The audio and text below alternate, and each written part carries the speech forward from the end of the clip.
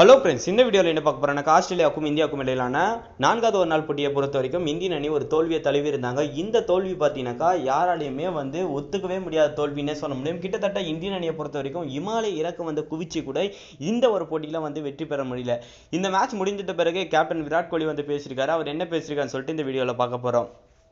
விராட் கோலியை பொறுத்த வரைக்கும் என்ன பேசியிருந்தாருனாக்கா, கடைசியாக விளையாடின 2 போட்டிகளில் ஒரு மோசமான ஆட்டத்தை நாங்கள் வெளிப்படுத்திட்டு வரோம். குறிப்பாக நாங்கள் சொல்லும் போது கடைசி நேரத்தில் பந்து வீசுறது ரொம்பவே கடினமாக இருக்குது. அப்படியும் கூட எங்கள் வீரர்கள் கடைசியாக ஒரு சிறப்பான ஒரு பந்து வீச தான் மேற்கொள்கிறாங்க. ஆனாலும் கூட இந்த 2 போட்டியிலையும் நாங்கள் சில விஷயங்களை தவற விடுறோம். அதுலேயும் குறிப்பாக நம்ம இந்த போட்டியில் பார்க்கும்போது டேர்னரும் அதை தொடர்ந்து ஹேண்ட்ஸ்கோப்பும் அதுக்கப்புறம் கவாஜா 3 பேருமே மிக சிறப்பாக செயல்பட்டாங்க. அவங்க எங்களுக்கு துளியும் கூட வெற்றிக்கான வாய்ப்பு அவங்க விட்டு கொடுக்காம விளையாண்டது தான் இதுக்கான காரணம் சொல்லியிருந்தாரு. அது மட்டும் இல்லாமல் மோசமான சில ஃபீல்டிங்கை மாத்திக்கணும்னு சொல்லிட்டு அவர் சொல்லியிருக்காரு.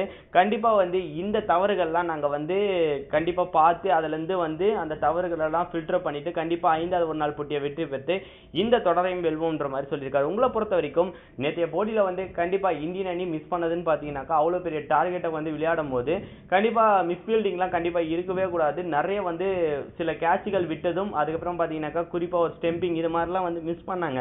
இதெல்லாம் பண்ணாம இருந்திருந்தா ஒரு வேளை வெற்றி பெற்றுக்குமான்னு சொல்லிட்டு ஒரு மிகப்பெரிய ஒரு எதிர்பார்ப்பு இருக்கு. எனக்கு 2வது ஒரு நாள் போட்டியிலும் கிட்டத்தட்ட இந்த மாதிரி ஒரு லாஸ்ட் டைம்ல பிரஷர் ஆகிட்டு 19வது கரெக்டா 49வது ஓவர் மிக சிறப்பாக பும்ரா போட்டிருப்பாரு. கடைசியா விஜய் சங்கர் போட்டு வெற்றியும் பெற வச்சிருப்பாங்க. ஆனா இந்த போட்டியில அது எதுவுமே நடக்காம போயிடுச்சுன்னு சொல்ல முடியும். உங்களை பொறுத்த வரைக்கும் இந்த போட்டிக்கான தோல்விக்கான காரணமா நீங்க என்ன ஃபீல் பண்ணீங்க? அதை மறக்காம கீழே இருக்க கமெண்ட் பாக்ஸ்ல கமெண்ட் பண்ணுங்க.